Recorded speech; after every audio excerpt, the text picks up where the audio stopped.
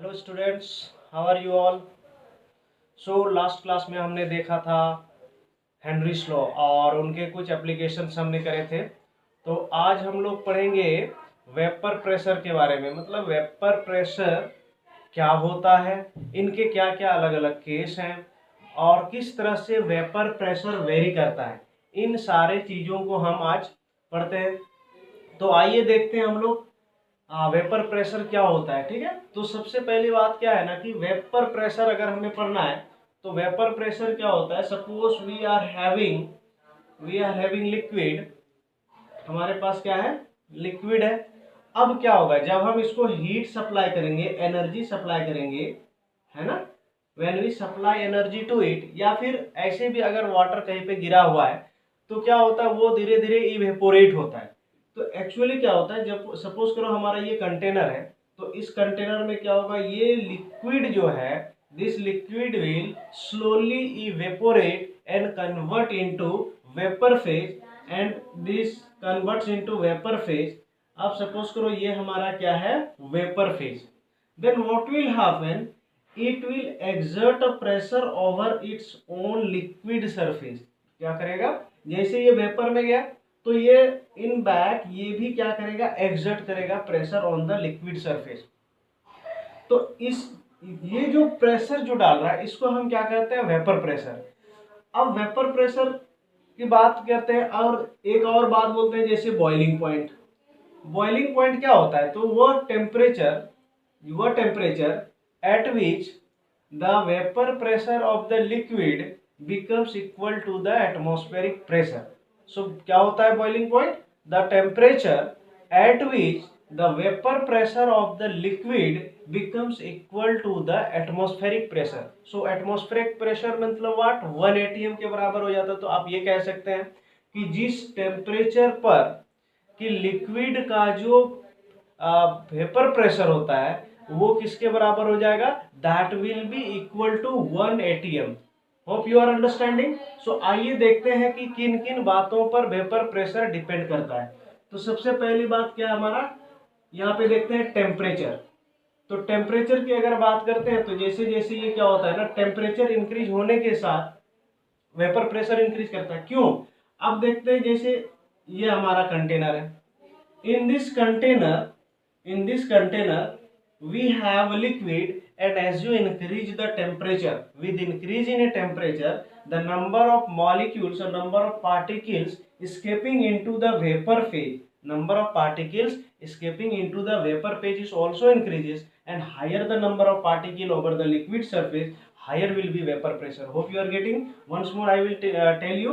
So vapor pressure is what? It is the pressure exerted by the vapor over the liquid surface, and this depends upon the following nature: temperature, nature of the liquid, boiling point, purity of the liquid, and addition of non-volatile solute. On this factor, the vapor pressure of the liquid depends upon. So I will explain one by one. So in the temperature case, as I have already explained, that with increase in temperature the vapor pressure also increases. This is due to fact that the number of particles escaping into the vapor phase with rising temperature also increases, which leads to increase in the vapor pressure. Hope you are understanding. If we come to the second case, nature of the liquid, what does it mean? If there is intermolecular, each and every molecule have intermolecular force of attraction. If there is strong intermolecular force of attraction, then the tendency of molecule to escape into vapor will decrease. That means what? Just see here. Suppose we are having a type of solvent. This is what, pure. Suppose pure A type of solvent, or any solution which have a type of molecules or particles. So what will happen? Higher the force of attraction between these particles, constituent particles, difficult it is difficult to escape into the vapor phase. That means higher the force of attraction, lesser will be the vapor pressure. In other case, what happens, if the force of attraction in between these is very less, that means weaker force of attraction is over there, in that case what happen, the vapor pressure will increase. Hope you are getting. That is, अगर ये दो जो particle है या फिर इसमें जो भी पार्टिकल्स हैं, अगर पार्टिकल्स आपस में बहुत स्ट्रांगली अट्रैक्टेड है तो क्या होगा, ये वेपर में उतना कम कन्वर्ट होगा, तो इनका वेपर में जितना कम कन्वर्ट होगा उतना कम वेपर प्रेशर होगा। Hope you are getting. Suppose मैं कहता हूं आपको, जैसे मैंने दे दिया CH3 CH2 CH2 CH2 और CH3, ऐसा कोई हमारे पास कोई मॉलिक्यूल है, कोई कंपाउंड है 1 2 3 4 5, ये पेंटेन है। सिमिलरली CH3 CH2 CH2 और CH3 1 2 3 4 CH2 and CH3 1 2 3 4 5, once more एक और हम ऐड कर देते हैं इसमें CH3, ये CH2 हो गया। अब यहाँ पे देते हैं CH2 CH2 CH3 और CH3। अब यहाँ पे देखते हैं, अगर मैं कहूँ कि इनका जो वेपर प्रेशर होगा, किसका सबसे ज्यादा वेपर प्रेशर होगा। Suppose I have given you 1 2 3 and I have asked you which will have the highest और लार्जेस्ट वेपर प्रेशर। तो हम क्या इसमें क्या देखेंगे, जो इंटरमोलिकुलर फोर्स ऑफ अट्रैक्शन, और हमें पता है as we know the higher the molecular weight larger will be van der Waals force of attraction, and hence जितना ज्यादा मॉलिक्यूल की साइज बड़ी होगी उतना ज्यादा इंटरमोलिकुलर फोर्स ऑफ अट्रैक्शन बढ़ेगी, और जैसे जैसे इंटरमोलिकुलर फोर्स ऑफ अट्रैक्शन बढ़ेगी the tendency to escape into vapour will decrease. That means vapor pressure will decrease. That means if I will ask you to compare the vapor pressure, then this will have the highest vapor pressure because the size or number of atoms 1 2 3 4 atoms are there, with decrease in molecular weight, the vapor with decrease in molecular weight the intermolecular force of attraction also decreases. Hope you are understanding। तो यहाँ पे क्या हो गया, nature of liquid पर भी हमारा vapour pressure depend करता है। नेक्स्ट हमारा बॉइलिंग पॉइंट। अब बॉइलिंग पॉइंट की बात करते हैं तो यहाँ से आपको समझ में आ गया होगा बॉइलिंग पॉइंट क्या होगा, जितना वीक फोर्स ऑफ अट्रैक्शन होगा मॉलिक्यूल्स के बीच में, उतना ज्यादा वो वेपर प्रेशर बनाएगा, उतना जल्दी वेपर में कन्वर्ट होगा। Hope you are understanding. अब देखिए यहाँ पे क्या होता है, बॉइलिंग पॉइंट का डेफिनेशन हमने क्या बताया, the temperature at which the vapour pressure of the liquid becomes equal to the atmospheric pressure. अब यहाँ पे क्या होता है, जिनका बॉइलिंग पॉइंट कम होगा उनका वेपर प्रेशर ज्यादा होगा। So you can write vapour pressure 1 upon boiling point घटेगा तो वेपर प्रेशर बढ़ेगा। Hope you are understanding. Next है हमारा प्योरिटी ऑफ लिक्विड। तो प्योरिटी ऑफ लिक्विड में क्या होता है, जो प्योर कंपोनेंट होता है, प्योर कंपोनेंट का जो वेपर प्रेशर होता है उसके मिक्स वाले कंपोनेंट से ज्यादा होता है। Most of the cases the vapour pressure of the pure component is larger than those of the mixed component. यहाँ तक होप आई होप आपको समझ में आ रहे होगी यहाँ तक।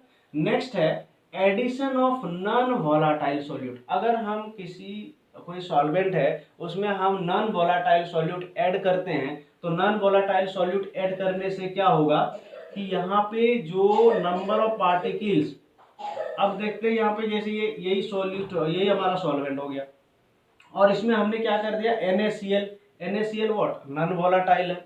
मतलब क्या होता है उसमें, ये अगर इसको हम वाटर के साथ मिक्स करें और इसको हीट कर दें तो NaCl, the residue of NaCl will be left over there in your container, that means it is what, non volatile, and with increase in temperature as much temperature you apply it, since it is non volatile, so it will contribute zero towards the vapor pressure, rather it will try to decrease the vapor pressure, because पहले क्या था, अब water जो है इसके molecule easily escape कर रहे थे, अब क्या हो गया इनके रास्ते में Na के पार्टिकल्स भी आ गए, that is the particles of Na also come in the path of this water molecule, chloride ion is also over there in the path of this molecule, that means in the pure state nobody was there, no any constituent particles were there, so it was easy to escape into vapor phase, and higher the tendency to escape into vapor phase, higher will be the vapor pressure.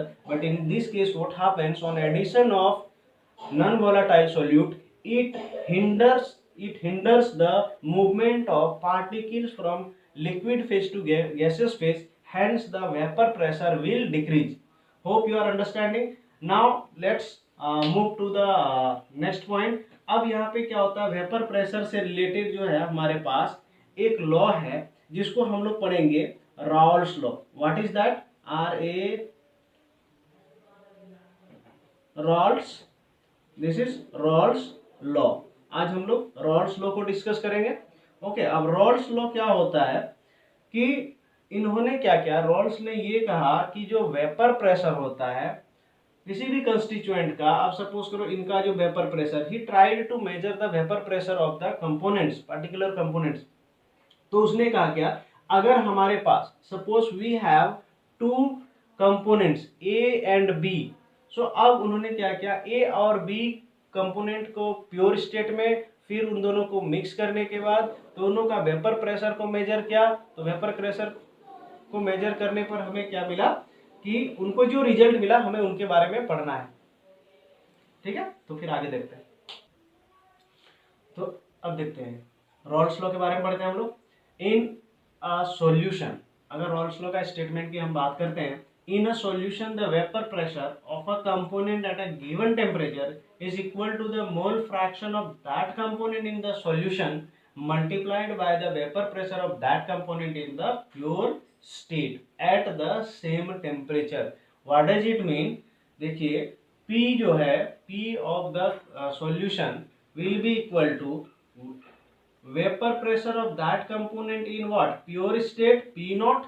यहाँ पे हम लोग pure state को P naught से denote करते हैं, और इनका जो मोल फ्रैक्शन होगा X, इनका मोल फ्रैक्शन x, ये होता है क्या, रॉल्स लॉ.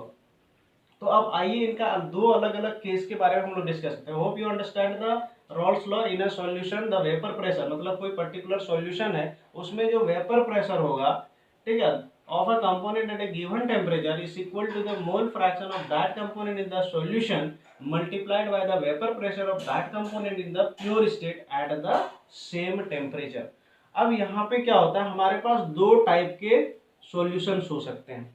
ठीक है, हमारे पास दो केस है. तो फर्स्ट केस जो है, केस 1 लेके मैं चलता हूं. In the first case what happens if we have component A and component B. Let us consider we have two components, component A and component B. अब कहते हैं कि कंपोनेंट ए जो है अभी क्या है, पूरी तरह से प्योर है. Now component A is in its pure state. So in pure states it will have vapor pressure P naught A. Similarly the vapor pressure of component B in the pure state is P naught B. अब हमने क्या किया, अगर दोनों को यहाँ पे mix कर दिया, तो केस 1 जो हम लेंगे यहाँ पे, तो केस 1 में क्या होता है, both the components are volatile. इसका मतलब क्या होता है, ए भी हमारा वोलेटाइल है और बी भी वोलेटाइल है, मतलब दोनों कंपोनेंट हमारा वोलेटाइल है. और जब दोनों कंपोनेंट वोलेटाइल होगा तो क्या होगा, दोनों अपना अपना कुछ ना कुछ वेपर प्रेशर पर कंट्रीब्यूट करेगा, और इस तरह से दोनों कंपोनेंट का मिक्स वेपर प्रेशर हम निकालेंगे. तो अब देखिए हम लोग मिलाते हैं. देखिए सी, सो if you mix these two component in a single container, then what happens, this also will have some vapor pressure, it also will have some vapor pressure. So for the component A we have the vapor pressure equal to P naught A into XA. Similarly for the vapor pressure of component B equal to P naught B into XB. तो ऐसे हो गया, हमारे पास दो equation हो गया, first and second. हम लोग कौन सा पढ़ रहे हैं, पहला केस पढ़ रहे हैं जिसमें क्या होता है, हमारा दोनों कंपोनेंट ए और बी हमारा वोलेटाइल है. एग्जांपल ले सकते हैं इथेनॉल C2H5OH, और पानी का एग्जांपल ले सकते हैं जिसमें क्या है, दोनों कंपोनेंट हमारा वोलेटाइल है. तो अब यहाँ पे देखते हैं कि अगर हम टोटल प्रेशर निकालना चाहते हैं, if we try to find the P total, मतलब pressure of the vapour pressure of the solution, तब हम क्या करेंगे, P1 और PA प्लस PB करेंगे. हम क्या करेंगे, PA प्लस PB करेंगे. अब इससे क्या हो जाएगा, हमारे पास क्या है, अब यहाँ पे क्या करते हैं, इस वैल्यू को हम पुट करते हैं, ठीक है दोस्तों। अब यहाँ पे पी ए का जो वैल्यू है हमारे पास पी नॉट ए एक्स है, और पी बी की जो वैल्यू है हमारे पास P not B X B है। So just put this values, so what will happen, P not A X A and plus P not B X B, हमने put कर दिया, P not A X A और P not B X B हमने put कर दिया। अब चूंकि हमें पता है x A plus x B, ये हमारा क्या होता है 1 के बराबर, मतलब मोल फ्रैक्शन का जो सम होता है, the sum of mole fraction is what 1। सारे अगर मोल फ्रैक्शन को ऐड कर देंगे तो मैक्सिमाइज हो जाएगा, मैक्सिमम मोल फ्रैक्शन 1 के बराबर होता है। तो यहां से मैं क्या लिख सकता हूं, X A equal to 1 minus X B. Hope you're understanding. फिर आइए आगे देखते हैं, ठीक है, 1 माइनस एक्स बी। चलिए आप देखते हैं, क्योंकि हमने क्या कहा था, पर्टिकुलर कंपोनेंट, दोनों कंपोनेंट हमारे पास है पी ए और पी बी है, तो इसका कुछ ए का कुछ वेपर प्रेशर होगा पी ए, बी का कुछ वेपर प्रेशर होगा पी बी। पहला कंपोनेंट का वेपर प्रेशर जो है that will be in the solution में हम ले रहे हैं वेपर प्रेशर, दोनों को जब मिक्स कर दिया हमने, और दोनों कंपोनेंट हमारा केस 1 क्या है, दोनों कंपोनेंट वोलेटाइल है, तो क्या हो जाएगा P not A X A और पी नॉट भी एक्स बी हो जाएगा। तो टोटल प्रेशर क्या होगा यहाँ पे, over the total pressure over this liquid will be P A plus P B. So I have just simply added up PA plus PB, and now as we have value PA equal to what, P naught A X A, PB equal to what, P naught B X B. Simply add up them, P naught A X A plus P naught B X B. Now what I did, since we know X A plus X B, that means mole fraction of component A plus mole fraction of component B is equal to what, total equal to 1. So XA equal to, what will happen, XA equal to 1 minus XB, and I have just put here in place of XA, X equal to 1 minus XB, हमने क्या किया 1 minus XB put कर दिया। अब plus हमारे पास क्या है P not B XB, further I just simply multiplied it, P naught A, once you multiply this P naught A into 1, you will get the P naught A, a minus sign is over there, so P naught A into XB, so I got this value. Again we have P naught B into XB. Just simply I have rearranged here. After rearranging, what I did, P naught B into XB I have written in the first case, and then this in the last. And here I have taken out mole fraction XB as a common, and we got the total value P total, which is equal to P total equal to, the value is P naught A plus P naught B minus P naught A into XB. Now we can see this is what P total. Now let's see the graph. इनका graph हम देखते हैं। अब हम graph यहाँ पे बनाते हैं कि ये कैसे वेरी क्या होगा, दोनों का जो दो हमारा अलग अलग कंपोनेंट है, तो इनका जो वेरिएशन है किस तरह से हम कह सकते हैं। सपोज करो ये हमारा, यहाँ पे हमारा एक्स बी जो है इक्वल टू हमारा 1 है, और एक्स ए जो है हमारा यहाँ पे क्या है 1 है, और एक्स ए यहाँ पे हमारा 0 है, और एक्स बी इधर हमारा 0 है।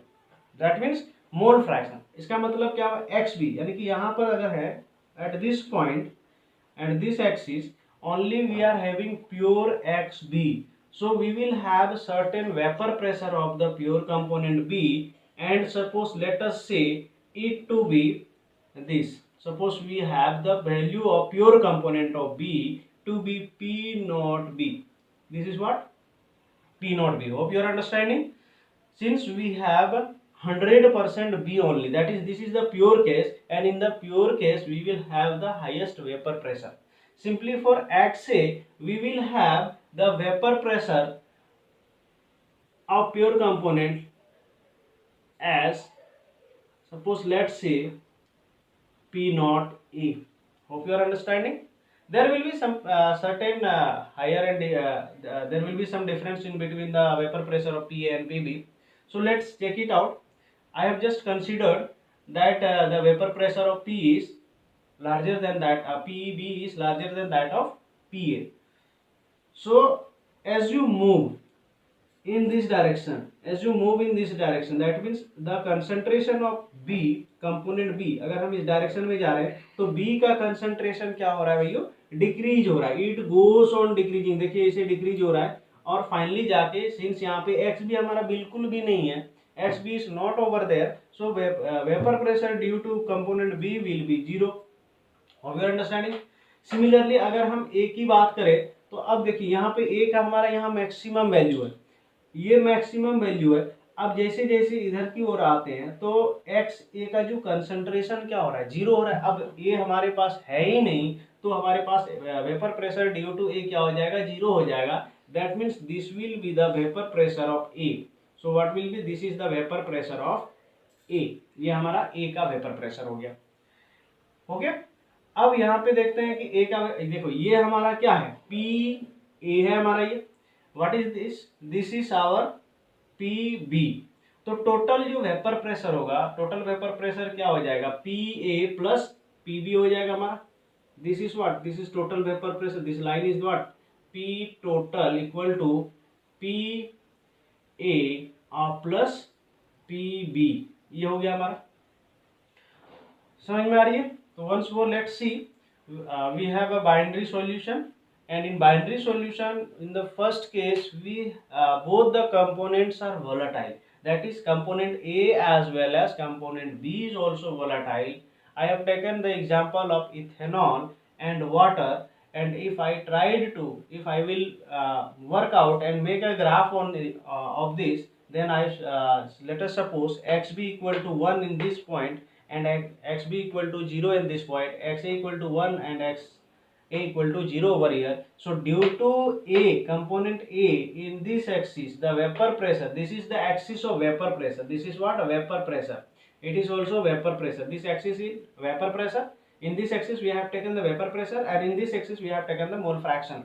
So with increase in mole fraction of particular component, suppose we had 0 here, and on moving from this side to this side, we the concentration of A is getting increased, and as the concentration of A increases, the vapor pressure will also increase. Similarly in this direction, if you see, the vapor pressure of B will increase since the concentration of B is increasing in this direction, hence there will be a maximum vapor pressure in the pure state. Here also you have the maximum vapor pressure in the pure state. So by watching this graph you can say for P total the graph will be, for P total the graph is something like this. This is what, this is for the this is the graph of the P total, that is vapor pressure of the total component. So by watching this you can see we have the graph of a straight line which is equal to y equal to mx plus c. This is in the form of y equal to mx plus c. So if you are taking for A, then this much, this will be intercept. Since this is what, this is intercept, that means this will not start from 0. That's why here we have P not A have some intercept. मतलब देखते हैं फिर से ये जो graph है हमारा, इसमें अगर P टोटल का ग्राफ को देखते हैं, P टोटल के ग्राफ का एनालिसिस करते हैं और इसको कंपेयर करते हैं एक स्ट्रेट लाइन का जो ग्राफ होता है वो y equal to M X plus C के फॉर्म में है, तो C हमारा क्या होता है, इंटरसेप्ट होता है। तो ये क्या होगा, ये यहाँ से स्टार्ट हो रहा है, मतलब यहाँ ये जो टोटल प्रेशर है वो 0 से नहीं स्टार्ट होगा बल्कि ये इतना सा इंटरसेप्ट होगा इसके। लेकिन अगर हम इसका सिंपली बात करते हैं किसी एक प्योर कंपोनेंट का, तो क्या होगा, वेपर प्रेशर स्टार्टिंग में क्या हो जाएगा, मतलब मोल फ्रैक्शन के अकॉर्डिंग उसका वेपर प्रेशर बढ़ता जाएगा और घटता जाएगा। तो मोल फ्रैक्शन अगर घट रहा है तो वेपर प्रेशर भी घटता जाएगा, मोल फ्रैक्शन अगर बढ़ रहा है तो वेपर प्रेशर भी बढ़ता जाएगा। Hope you are understanding, I hope आपको समझ में आया होगी। फिर से एक बार देख लेते हैं। कुछ नहीं किया हमने, दोनों का वेपर प्रेशर को सिंपली ऐड कर दिया, ऐड करके क्या किया, फिर उसके जगह में मोल फ्रैक्शन को लेके आया। I have just brought the mole fraction over there and in place of X I have simply brought 1 minus xb, because if we substitute this value xb with 1 minus xb, then we can take common and we have this formula. This is what, this is the formula for the total vapor pressure in the case when both the components are what, both the components are volatile. Hope you are understanding. Let's continue to the next. Okay, so next we'll see some examples and some numericals also. Okay, so similarly अब देखो last case में हमारा क्या था, in the last case we had the vapour pressure of component जो B था हमारा, vapour pressure component B का ज़्यादा था as compared to component A. अगर हमारा कंपोनेंट ए का वेपर प्रेशर ज़्यादा होगा, मतलब कंपोनेंट ए अगर ज़्यादा वोलेटाइल है, तो सेम प्रोसेस से आप क्या कर सकते हैं, ये फॉर्मूला डिराइव कर सकते हैं। क्या कर सकते हैं, इस तरह से आप टोटल वेपर प्रेशर निकाल सकते हैं। दैट मीन्स क्या है, इसका मतलब क्या हुआ, हमारे पास पी ए का जो वेपर प्रेशर, अगर हमने यहाँ पे ए लिया है, ये बी लिया है, तो ए का वेपर प्रेशर ज़्यादा होएगा और बी का वेपर प्रेशर कुछ कम होएगा। तो उस केस में हम ऐसे फॉर्मूला डिराइव कर सकते हैं। सेम प्रोसेस हमारा, सेम जैसे जैसे मैंने किया, बस आपको क्या करना है, एक्स बी जो था, एक्स बी के जगह में हमें एक्स ए से सब्सटीट्यूट करना है, और एक्स ए से सब्सटीट्यूट करेंगे तो हमें ये वैल्यू मिलेगा। अब ये तो हो गया हमारा वेपर प्रेशर जो है हमारा क्या, लिक्विड स्टेट में जो मोल फ्रैक्शन है, मोल फ्रैक्शन जो है ना, ये मोल फ्रैक्शन लिक्विड स्टेट में। लेकिन कंटेम्प्रेरी साइंटिस्ट उन्होंने क्या कहा कि जो वेपर फेज में जो मोल फ्रैक्शन होगा उनके बारे में भी उन्होंने कहा। मतलब क्या हुआ, जैसे ये हमारा कंटेनर है, this is our container, in this container what happens that we have simply calculated the mole fraction in the liquid phase. अगर हम लिक्विड फेज की मोल फ्रैक्शन की बात करते हैं तो हम लगाएंगे रॉल्स लॉ। कौन सा लॉ लगाएंगे, रॉल्स लॉ। लेकिन अगर क्या करते हैं, आप सपोज करो हम कहते हैं कि वेपर फेज में हमारा क्या होना चाहिए, मोल फ्रैक्शन, मतलब वेपर फेज में कितना मोल फ्रैक्शन है उसको हम y से डिनोट करते हैं। और अगर इसका हम बात इस प्रेशर की बात करते हैं तो यहाँ पे कौन सा लॉ लगाते हैं, डाल्टन का law, Dalton's law of partial pressure. यहाँ पे हम लोग क्या लगाते हैं, डाल्टन का पार्शियल प्रेशर का लॉ लगाते हैं। और यहाँ पे कहता है डाल्टन का जो लॉ कहता है वो क्या कहता है, if y1 and y2, suppose करो हमारे पास y1 है और y2 are the mole fraction of the component of each component, y1 और y2 हमारा मोल फ्रैक्शन है कंपोनेंट का, तो कहते हैं कि पार्शियल वेपर प्रेशर जो हो जाएगा, अगर हम y1 की बात करें तो y1 इक्वल टू क्या हो जाएगा हमारा, यानी कि पहला का जो वेपर प्रेशर होगा P1 equal to y1 into P total हो जाएगा। फिर उसी तरह P2 की अगर बात करें y2 इंटू पी टोटल हो जाएगा। यानी कि अगर हम यहाँ पे देखें तो ओवरऑल अगर आपको मोल फ्रैक्शन निकालना है तो कब आपको डाल्टन, कब आपको ये y1 निकालना है, कब आपको ये रॉल्स लॉ से जाना है, ये किस पर डिपेंड करता है। अगर गैसियस फेज में पूछा गया है तो आप कौन सा लॉ लगाएंगे, डाल्टन का लॉ। अगर लिक्विड फेज में पूछा गया मोल फ्रैक्शन तो आप लगाएंगे रॉल्स लॉ। तो यहाँ से हमारे पास क्या आएगा, तो y1 इक्वल टू क्या हो जाएगा, P1 upon y1 equal to P1 by P total. इस तरह से हम निकाल सकते हैं y1 equal to P1 by P total. अगर ith कंपोनेंट है तो Pi equal to yi equal to क्या हो जाएगा, yi इक्वल टू हमारे पास हो जाएगा Pi अपॉन पी टोटल हो जाएगा। तो इस तरह से हमने दो लॉ पढ़ा, मतलब क्या, एक हो गया रॉल्स लॉ और एक हो गया डाल्टन का लॉ। तो देखते हैं इसमें क्या होता है, एक दो न्यूमेरिकल हम लोग करते हैं, ठीक है ना, इसमें एक दो न्यूमेरिकल्स बनाते हैं और समझते हैं इससे रिलेटेड, फिर आज का हम लेक्चर को एंड करते हैं। तो देखते हैं क्वेश्चन हम, ये क्वेश्चन हमारा रॉल्स लॉ से related. At 25 degree centigrade total pressure of ideal solution obtained by mixing 3 moles of A and 2 moles of B is 184 torr. What is the vapor pressure of the pure B at the same temperature? And we are given P naught A equal to 200 torrs. तो इसको solve करने के लिए हम क्या करेंगे, सबसे पहले तो आप इसमें देखें कि what are the values you are given, कौन कौन सा वैल्यू आपको दी हुई है, ठीक है। अब सबसे पहले उनको हम चेकअप करते हैं कि क्या क्या वैल्यू हमारे पास है। तो सबसे पहले देखिए यहाँ पे क्या दे रखा है, मिक्सिंग 3 मोल्स ऑफ ए, तो एन ए हमारे पास क्या है, 3 मोल है। एन बी हमारे पास कितना दे रखा है, 2 मोल्स, 2 मोल दे रखा है। और पी टोटल जो हमारे पास है, P total is equal to 184 torr दे रखी है।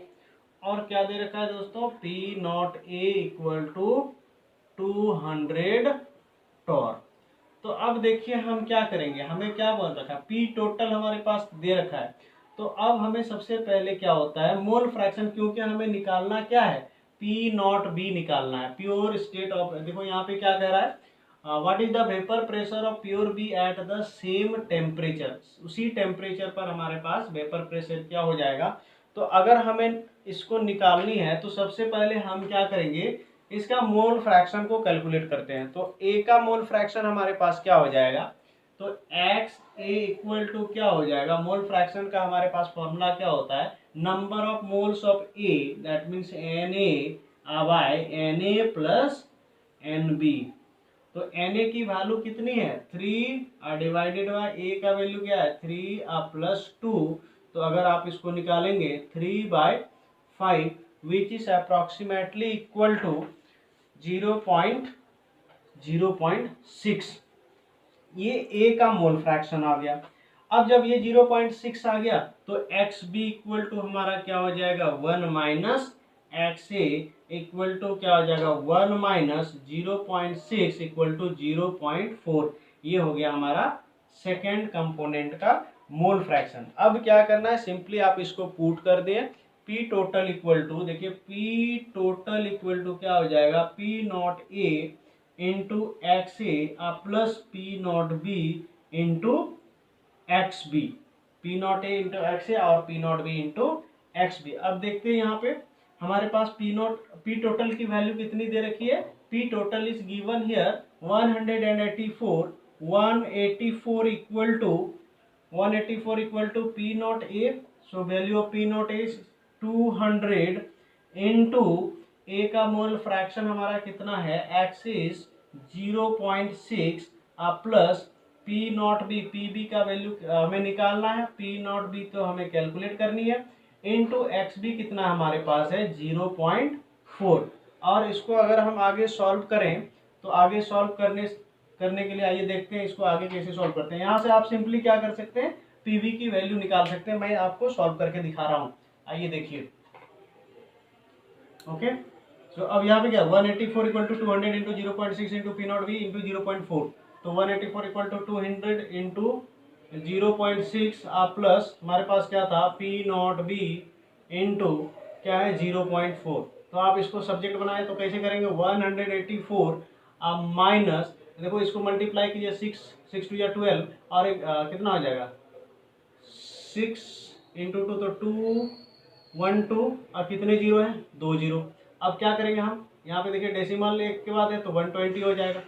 तो 120 equal to P not B into 0.4। So यहाँ पे क्या हो जाएगा P not B equal to 180 minus 120 divided by 0.4। अब इसको जब हम सॉल्व करेंगे तो सॉल्व करने के बाद हमारे पास जो आंसर आएगा that will be equal to 160 torr. So this is the value of P not B, that is the pure B, ये हमारा क्या है प्योर बी का वैल्यू है। Hope you understand this. और यहाँ तक आज हम लोग करते हैं, फिर हम लोग रॉल्स लॉ का जो सेकेंड केस है जहाँ पे हम लोग क्या करेंगे नॉन वोलेटाइल सॉल्यूट को जब ऐड करते हैं तो उसके केस में क्या होता है वहाँ पे वेपर प्रेशर डिक्रीज हो जाता है, वहाँ पे RLVP relative lowering of vapour pressure हम करेंगे और उससे भी कुछ न्यूमेरिकल्स कराऊंगा। और इस तरह से हम लोग चैप्टर को कंप्लीट करते जाएंगे। यहाँ तक हमारा जो लेक्चर हुआ है और आई होप आपको समझ में आ रहा होगा। अगर कोई भी आपको डाउट है या कमेंट दिक्कत है तो आप उसको क्या करेंगे, आप हमारे को इस पर हमारे कमेंट बॉक्स पे आप करें, मैं आपको रिजॉल्व किया जाएगा, उनका जो भी प्रॉब्लम है सारे को रिजॉल्व किया जाएगा। Thank you very much for watching, hope you enjoyed the video, thank you so much.